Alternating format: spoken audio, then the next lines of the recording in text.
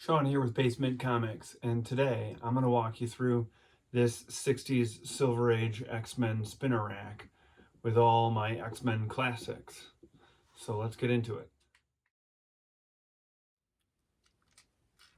Alright, so I took apart the spinner rack, put the 60s issues into a box so it'd be easier for me to pull them out, plus it gives me a chance to dust the spinner rack. So I have two spinner racks in the basement. And one of them is all of like 60s X-Men stuff in story order. So like when X-Men is canceled in 66, it kind of keeps track of where the characters from the X-Men universe go from that point up until giant size when everything's brought back in 75. The other spinner rack is the one that I use mostly for Halloween when I pass out Halloween candy and comics to the kids. So I kind of keep that one with like unbagged and boarded just doubles and stuff I find in dollar boxes that I like the colors of. And I switched that one out more regularly than this one. So I was excited to do this because it also gave me a chance to like I said, dust the spinner rack and dust the tops of these particular Mylars because everything else is pretty securely in the book shelves throughout the room, or these long boxes. But for some odd reason, that spinner rack, I don't know why, gets rather dusty. Anyways, so when I started collecting X-Men, or reading X-Men, I don't know, so both,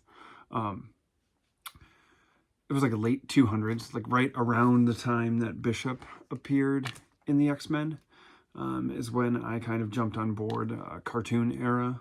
Cartoon was what got me into it. I'll get into like my origin story one day in another video, but that was kind of when I jumped on. And I figured, like, since I was end of 200s, I was like, oh man, if one day I could get 250 to the present, that'd be amazing. And then when I did that, I was like, oh, that wasn't so tough. Maybe I could do 200. And I did 200, and then I was like, well, maybe I'll try for 150. And then that happened, and slowly but surely it turned into me carrying this index card in my wallet, which had 1 through 66, and then noted that 67 through 93 are reprints. And they go for ridiculous prices for reprints, and my friends are split. I do not have 67 through 93 because I'm not going to pay the prices that they are for reprints, basically. I mean, I get, like, if I found some and they were, like, affordable, I might just for the covers alone, but I'm a story guy and want to read comics. I'm not like, oh, I'm just going to, we'll get into CG scene in when I get through the books, because there's a CGC story in there. So as you can see, it's all blocked out except for number 1, because I have a child and a mortgage payment and a family, and 1's probably never going to happen, and I am a-okay with that, because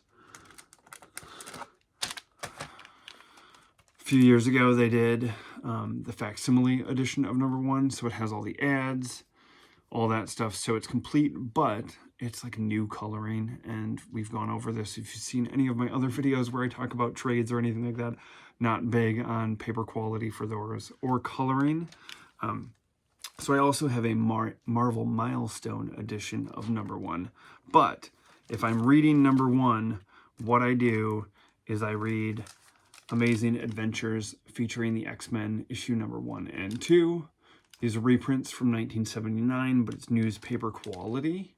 So I have all the ads and the facsimile, but these are like what it must feel like to hold a number 2 or number 1, and I am a-okay with that. So these are my preferred number 1.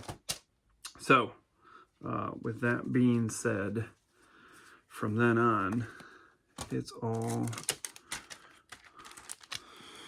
originals. So this is number 2, first appearance of Vanisher. I think this and 4 were like the last 2 issues that I needed to get to round out the collection. And I got them in 2017 while on mine and my wife Ashley's honeymoon. So picked up number 2. This one has a like Iceman to get to a fight to or from it's one or the other. To get to or from fighting the Vanisher, they put him in the back of an ice cream truck, which I find hilarious. I love this issue for that alone. Number 3, the first appearance of the Blob. I don't know, not horrible condition. The thing is, like, I am a reader. Like, I will read. These aren't exactly copies that I like read in bed or whatever at night. They certainly, some of them are fragile enough that I need to be like at a table, but I do like to read them. So and to try to keep them affordable condition wasn't really a big deal to me. Like, I don't have to have 9.8s across the board. I am perfectly fine as long as the cover is still attached and it is complete. I don't want the Mighty Marvel stamp cut out of it. That's always a bummer. I've had that happen on my Fantastic Four number 200. I was like reading it and I was like, no, because I'd heard about that, but never had it happen to me until then. X-Men number 4, first appearance of the Brotherhood of Evil Mutants and Quicksilver and Scarlet Witch. You can see there's kind of like tape up there, or a tear or whatever, but I don't care because I own an X-Men number 4, so that's awesome. X-Men number 5.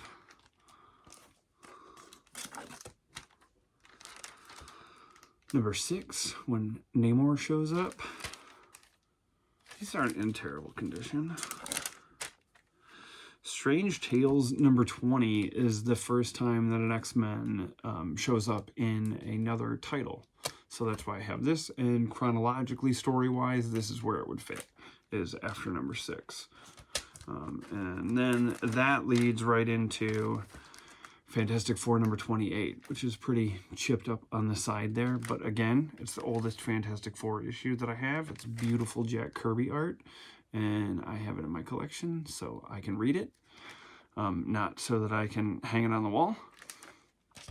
I do have comics hung all over the wall, but these ones are for reading. Number 7.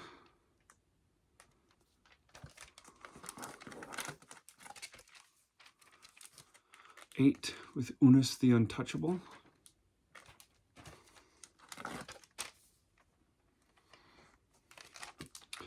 Number 9. I think that's the first time the Avengers show up in X-Men, which is pretty cool. So that is I've recently sold an Avengers number 8 to fund some other Spider-Man issues that I wanted to get. And so this is probably my oldest, like, not collected in an Epic Collection appearance of the Avengers since I got rid of Avengers number 8. Number 10, that's Kazar, which I consider Kazar like X-Men adjacent. So every Kazar issue I have is kind of filed in with the X-Men stuff in a chronological read order. Big fan of Kazar. When I was a kid, my best friend, who still is, we're still friends, his parents, I would go up to he had a cabin up north in Michigan, and we would go up there, and when we would play with our toys, it was either one or two places. It was either our heroes were going to the Savage Land, or it was Genosha. And I always loved when it was Savage Land because I had some Jurassic Park dinosaur toys still at the time, so it really worked out. Number 11, which I remember seeing the cover a lot as a kid in like Wizard magazine articles, introducing the Stranger. I'm going to interject here really quick and throw 16 first. This one I actually do have framed in the house. And there's two cool things about this. Number 1, you can see there is a subscription fold down the middle, which I think is pretty awesome. I know other people would be like, why do you think a fold's cool? But I just think the idea that some kid was subscribed to this in the 60s and it now sits in my collection is pretty cool. And this is actually a really, really, like, other than the subscription fold, which doesn't bother me at all because it's pretty flat now after all these years. There's no chips, no color. Like, this is a really, really good copy. And it's made even so. This was the story that basically inspired the finale of the first series of X-Men, the animated series, the episode The Final Sacrifice, where they take on Master Mold, and I loved that episode. Thought it was great. And so in 2008, I think, I went to New York Comic-Con and met Stan Lee. And so I got Stan to sign that there. And it was really nice. He was as awesome as you would expect Stan to be at the time. He was totally with it that time, which is going to lead into number 12. He even looked at the thing and, like, under his breath, I heard him mutter about how much he loved Jack's art on this cover, which was fantastic to hear. And so this one I have framed, but it's like a frame that you can pop right open, and I still read it because it is fantastic. It's wonderful Jack Kirby art. It's the original X-Men. It's great.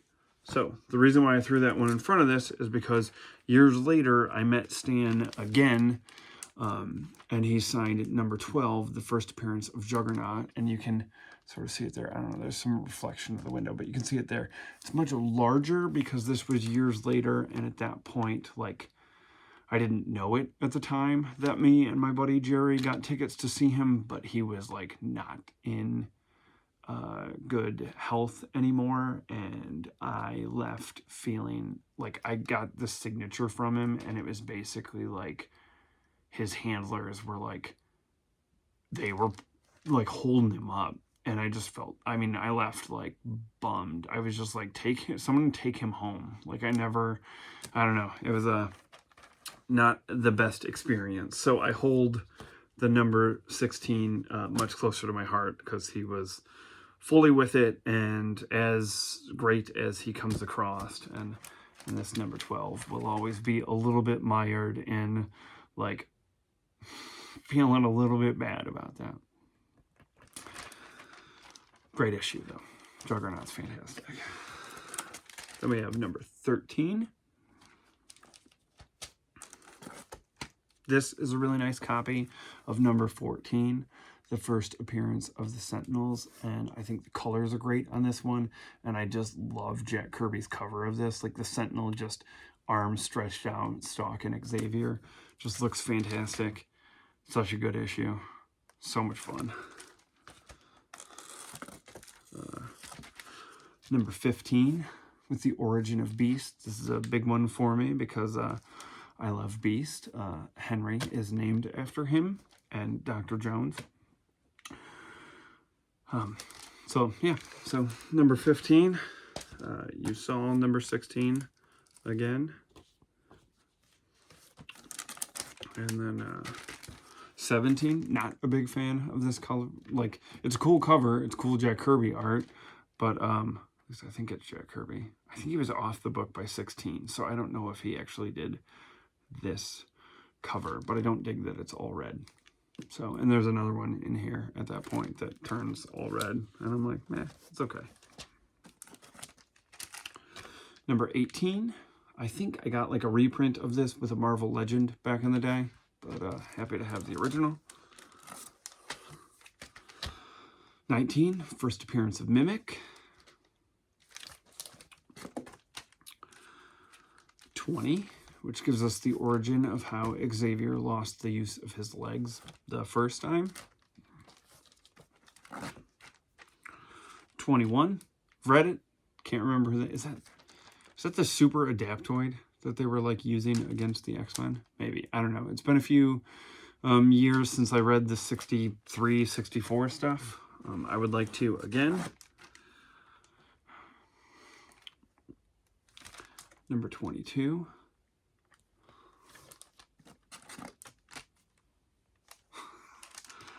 '23. I cannot remember the name of this character off the top of my head right now, but it is ridiculous.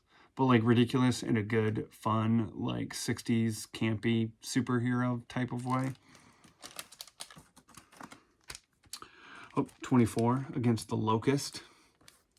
Again, another like, this is clearly not what the X-Men are going to be for the next 50, 60 years, but super fun. El Tigre appears in number 25. Number 26. A couple of these have like the, I don't know if that's like a price markdown or what that is. That's like kind of crammed on there, but I imagine that probably happened in whatever, you know, 1960s soda shop that these were sold in on some spinner rack. Because I think the 16 is the only one that has the Telltale subscription fold in it. 27, Mimic shows back up. I always liked the character of Mimic. I thought it was cool. I mean, I get why you could only do so much with that character, but I dug it. Oh, this next one is a big one for me. 28, first appearance of Banshee. So the store that I used to go to years back was called Back to the Past. And towards the end of them being like a full-on comic shop, they started doing auctions. And they eventually wound up turning it into just an auction house. Like they just buy collections, auction them, you know, a percentage of the profits go to them. Most of it goes to the seller. And so the first one that they didn't do it online. They just did it for like their regular customers. And so I was pretty new to the shop at the time. And I showed up and there were 300 lots. And I waited through the entire thing. This was lot number 300. And it was a 4.0 CGC X-Men 28. And so I bought it.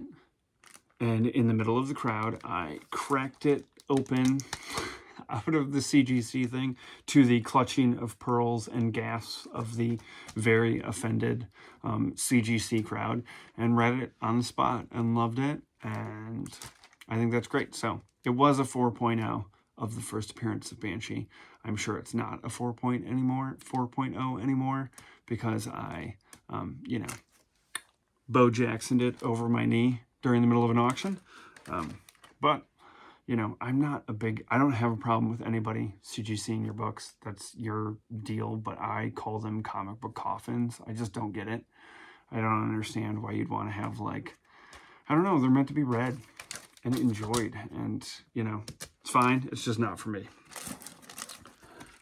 Oh, this is the Super Adaptoid. I don't know who the hell that guy was in that last one. So, issue 2099, or 2099, issue 29, Super Adaptoid shows up. The Warlock, not Warlock, shows up in this one, and this is another one that has, like, the crayon thing on there. I don't know. Maybe it's a date or something. I think this one says 63. Issue number 31 with Cobalt Man. 32. The Juggernaut shows back up. This is like a really, like, I say famous cover, like it's like my sister would know what it was. She wouldn't. But to me, when I was younger, reading Wizard magazine, this is a cover that I actually saw quite a bit of. So it was famous to me. Like, I remember when I bought this issue, I was like, man, I only thought I was ever going to see, like, pictures of it in magazines. 34. This one was pretty big. I was excited to get it. 35, Along Came a Spider. And so this was the first time that Spider-Man showed up in the X-Men comics.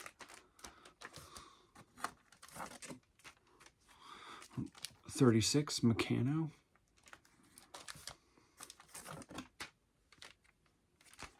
Issue 37.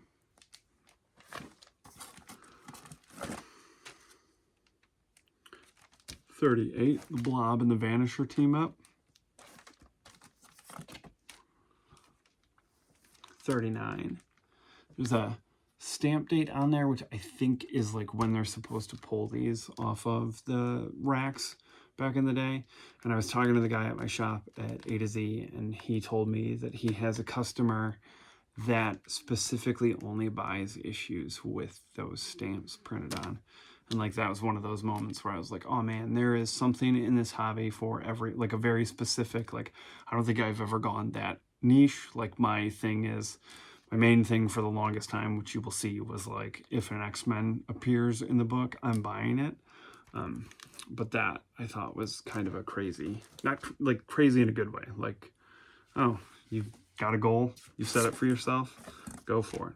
This is another fun one that I like to bust out at Halloween, number 40, where the X-Men take on Frankenstein. I don't know, comics, man. 41, the Subhuman Strikes.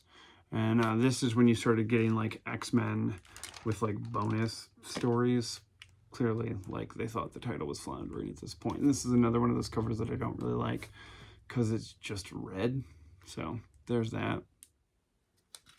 Okay, issue 42, where the spoiler for a however many odd year old this is where Changeling takes the fall for Xavier. 43, got a classic John Buscema Magneto cover. 44, okay, so this is where they started with like this is the X-Men, but it's featuring Angel.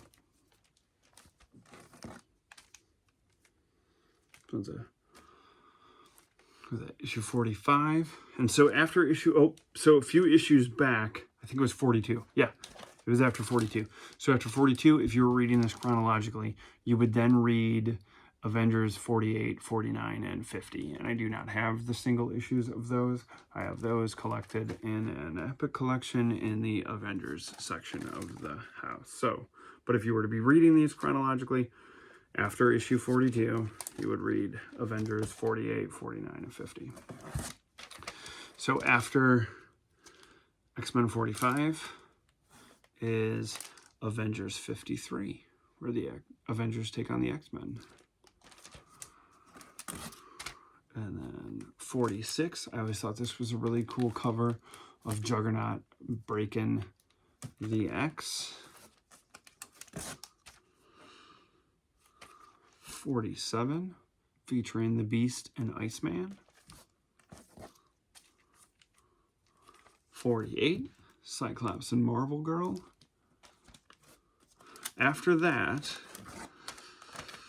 if you were reading this chronologically, like a weirdo, like me, you would drop Kazar issue 2,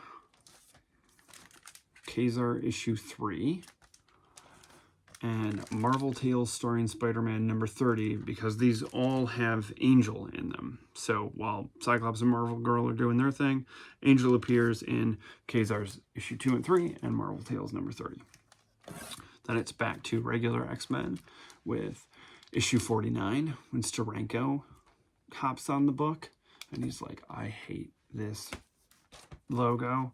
And so with issue number 50, and the first appearance of Polaris, he redesigns the cover for free, which is a bummer. I met Steranko years ago, and he was as fantastic and charming as you could expect. He hit on my wife, which I was totally okay with, because I was like, look at that dude's hair. He's fantastic. Let Steranko cook, as the kids would say. And it was my birthday, so he wrote, "Happy birthday, Sean," and signed this issue for me. And he was an absolute delight. And he is a fantastic penciler. And I love his run on the X-Men, which continues in issue number 51. Pretty cool cover. Then we get issue 52, which I believe off the top of my head is the first appearance of Eric the Red, which is a character that I really, really liked because of the cartoon and the Phoenix Saga and all that stuff. But in the comic books, he is incredibly convoluted. Like, sometimes he's Magneto dressed up like this, sometimes he's not. I've read it all a bunch, and it still doesn't 100% make sense to me, but that's fine, because it's comics. 53, the X-Men take on Blastar.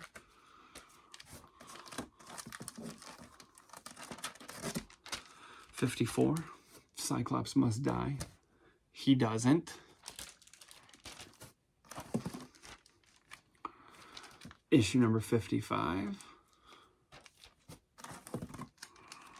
Issue number 56, which is the first appearance of the Living Monolith, the character that has a ton to do with Alex Summers and shows up in a bunch of really fun Marvel team-ups issues. So this is I I think Neil Adams hops on the book somewhere in this area. I know he draws this one. And then Neil does the cover, which is a fantastic cover to issue number 57. This is the first appearance of Larry Trask and the second version of the Sentinels, and they look awesome on this cover. It's a great cover. Speaking of great covers, 58, first appearance of Havoc. So Alex Summers popped up in, I think, 56, but this is the first time he shows up as Havoc. And this is probably my favorite issue of the 60s. This is number 59, so this one holds a personal place in my heart. So when I got into comics at first, my mother, who yesterday would have been her 75th birthday, so happy birthday to Mom.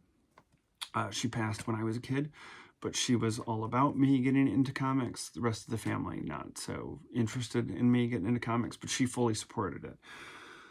So I got into comics back in the days before the internet existed. And so one Saturday morning after I had picked up my first few issues from our local comic shop, she was like, hey, let's just, I don't know. She was clearly missing me or something, I don't know. I get it now that I have a kid. You enjoy spending time with them and will take every moment that you can, especially since I was on the cusp of becoming a teenager. So she was like, hey, let's just, you and I have a day, grab the phone book, and we're just going to look up comic book stores around the state. And we're just going to drive around the state, go into different comic book stores. And so this issue, which is the first time that Claremont ever gave an idea as an intern. He tossed out the idea. They're taking on the Sentinels. And Scott's basically hey, if your prime directive is to destroy all mutant life, well, all life comes from the sun, so you got to take out the sun. And the Sentinels are great idea, and fly into the sun. It's fantastic. And so I've met Claremont a few times and had him sign a bunch of stuff, but I need him to sign this one. So hopefully he does a con near me sometime in the future. I did luck out and have Neil Adams sign it. So I'm pretty happy about that. But this one and the other back issue that I got that day with my mom was Uncanny X-Men 101, the first appearance of Phoenix. And I have that one signed by Chris Claremont. But these are probably the two of the nearest and dearest to my heart in my collection, because it was that driving around with the phone book, going to comic book shops with my mom day. So that's pretty big. Up next is number 60, the first appearance of my all-time favorite X-Men villain, Sauron. I mean, a mutant pterodactyl that has hypnotizing powers. Super fun. There's a Sauron hanging over my head back there. There's some art of Sauron over there, and another Sauron figure down there. And one day when I decide to do a room tour, you will see all of that and probably get some of that explained to you again. Issue 61, more Sauron goodness and Neil Adams. 62, they wind up in the Savage Land with Khazar. Always great. 63, Magneto shows up. 64, Sunfire makes the scene. 65, and the final issue of the regular series, canceled after this, number 66. So that is the first 66 issues of X-Men. And then I have King Size X-Men number 2. I do not have number 1. It's reprints of issues that I already own. And again, it's kind of pricey for what it is. So I figure if I have the story, I don't need a different title. I'm sure, I don't know, leave a comment in there if it's not going to change whether or not I buy those. But let me know if you think having the story or having every single number. I have Giant Size X-Men number 2, and you're probably like, hey, that's reprints. It is. But the reason why I bought this was because when Henry was born, the church that I went to when I was a kid put on a comic show, and a buddy of mine that I knew from band days or whatever, big into comics, he puts on a show around town every couple of months. And he was at this show, and he was selling some books. And so I bought this and Fantastic Four Annual number 6, the first appearance of Franklin Richards. And those were technically the first comics that Henry bought. And he was like, I don't know, 4 or 5 months old. And I took him to a comic show because I am a responsible parent. So I'm going to pause for a second, and I'm going to bust out the rest of that spinner rack, which is like all the X-Men appearances after, leading up to Giant Size. Okay, so I'm back. These two I got after I did like my initial read, and I have no idea where they go chronologically, and I'm still trying to figure that out. And so first up is Thor 109, and clearly Magneto shows up in this one, along with the Brotherhood of Evil Mutants. This was a Christmas present from my wife, and I have been holding, I have not read it, because I've been like holding on to it in like this, one day I'm gonna like need a pick-me-up, and this is gonna be that pick-me-up. So saving that one for a rainy day. The next one where I don't know where it fits, but it's clearly got to be earlier than this, is Tales of, holy smokes, Tales of Suspense number 49, with Iron Man taking on the Angel. Okay, so now it's into what I have somewhat chronologically. So, Incredible Hulk number 148. You're like, why? Right? Why do you have this filed with 60 Silver Age X-Men? It's the first appearance of Starcore 1 and Dr. Peter Corbeau, who, if you're a Phoenix fan, understand that that's like the space station that they go up to rescue Corbeau, because he's a friend of Xavier's, and that's why Jean gets into the whole Phoenix thing to begin with, is because of Dr. Peter Corbeau and Starcore 1. So, of course, as an X-Men guy, I was like, gotta have it. It's clearly a sickness. So then, Marvel Tales featuring Spider-Man and Iceman. Iceman and Spider-Man go at it in this. It is a reprint of Amazing Spider-Man number 92. If I could get this reprint for like $4, I don't really need Amazing Spider-Man number 92. And I have it in an Epic collection. But again, I love to feel newsprint between my hands. So when I want to read that story, I read this reprint. Incredible Hulk number 150. This has Alex Summers and Lorna Dane in it.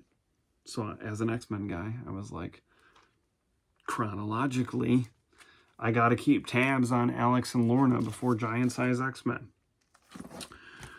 Where the team shows up next is Marvel Team Up number 4. After that, it's Amazing Adventures number 9 and 10, featuring Black Bolt and the Inhumans, where they take on the Brotherhood of Evil Mutants. Those Amazing Adventures lead right into Amazing Adventures featuring Beast number 11, number 12, number 13, number 14, which I have signed to me by Steve Englehart. There's a picture of him. Hold it up. Nice guy. Very excited to meet him. And Amazing Adventures number 15. And so that is where Beast turns blue and furry. And I know you're like, wait, you only showed Amazing Adventures 11 through 15, but there's Amazing Adventures number 16. Yes, there is. But before that, you've got to read Doctor Strange number 182, because it's got Juggernaut in it. And Juggernaut gets banished. And then where does he wind up next? Amazing Adventures number 16.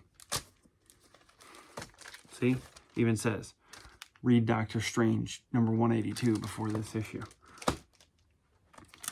Then after that, following up on X-Men number 59 with that Sentinels in the Sun thing, is Avengers 102, 103, and 104, where the Sentinels make their comeback. Then Beast shows up again in Incredible Hulk 161. Magneto shows up in Avengers number 110. The second part of that story is in Daredevil number 99, which then continues into Avengers number 111. Juggernaut's back in Incredible Hulk number 172. Then Steve Englehart's back at it again, signing comics for me, because none other than one of my all-time favorites, Banshee, shows up in Captain America and the Falcon number 172. The X-Men show up in 173, 174, and 175 as Cap, the Falcon, and the X-Men take on the Secret Empire. Then Iceman shows up to take on the Human Torch in Marvel Team-Up number 23. When I got into comics and I was reading Chris Claremont and Jim Lee's X-Men number 1, and there's this whole thing where Moira feels guilty about turning Magneto into a baby, I was like, what the hell is she talking about? And lo and behold, that all happens in Defenders number 15 and 16, where all the Brotherhood of Evil Mutants are turned into little babies. So I needed to get those, because I was like, I got to figure out what Moira is so upset about in X-Men number 1. Then the Beast shows up in Marvel Team-Up number 38. And then, in facsimile edition, because I do not have the loot for any of these, nor am I a big enough Wolverine fan to care. But facsimiles for this is good enough because I just wanted to read the story. So, Incredible Hulk 180, Incredible Hulk 181, Incredible Hulk 182, and then I have it in cooler paper in this Incredible Hulk versus Wolverine one-shot thing that was released in the 80s. So that gives me the first appearance of Wolverine. And then I have Giant Size Fantastic Four number 4 for the first appearance of Multiple Man. And all of that leads into Giant Size X-Men number 1, which I have here. I was very excited the day that I got this, and I got it signed to me from Len Wein when I met him years ago before his sad passing. So I do love this issue. I think it's in pretty good shape. It's the first appearance of my all-time favorite superhero, Nightcrawler. I mean, look at how cool that is. Yeah. So that's in pretty good shape. I have this one in a frame as well, but like I said, they're these kind of cool frames that I got from BCW that you can just pop open, and they're like UV protected because the basement gets some sun, and I bust this out all the time and read it because it is a great classic issue.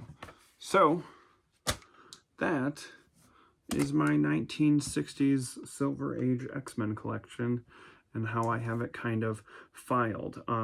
I think it's after issue 23 you can fit in First Class, which was like a all ages thing that they did afterwards. That kind of fits in to a certain spot there.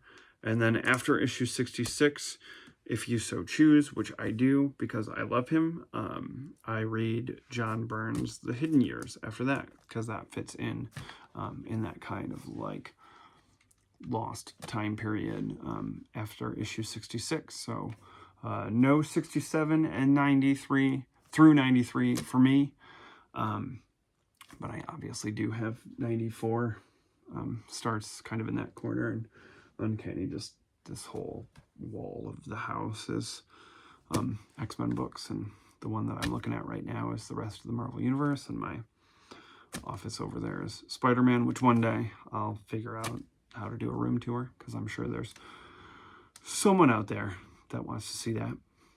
Had some friends come out over the weekend to do a bike ride at the trail by our house. They came up from out of state, and it's always a big hit when they see this. One of the guys I bought some stuff from his collection years back, so he always likes coming over and like looking through the room and being like, oh, that used to be mine, and so on and so forth. So always a good time. So yeah, so that is my 60s X-Men collection. So thanks for checking this out. Feel free to leave a comment if you think that the collection is not complete without 67 through 93, and we can argue back and forth about why I'm correct. So thanks for watching. Please like and subscribe and tell your friends so that it's more than me watching this and one friend that I know of. And I will be back on Wednesday. Henry and I are going to bike up to the shop, pick up our new books, and I will have a Classic Corner Box episode for Marvel titles that I would have picked up October 27th, 1981. And it's a pretty good week. So that'll be out on Wednesday. So thank you. And I will see you later. Thanks for taking this ride with me. This button.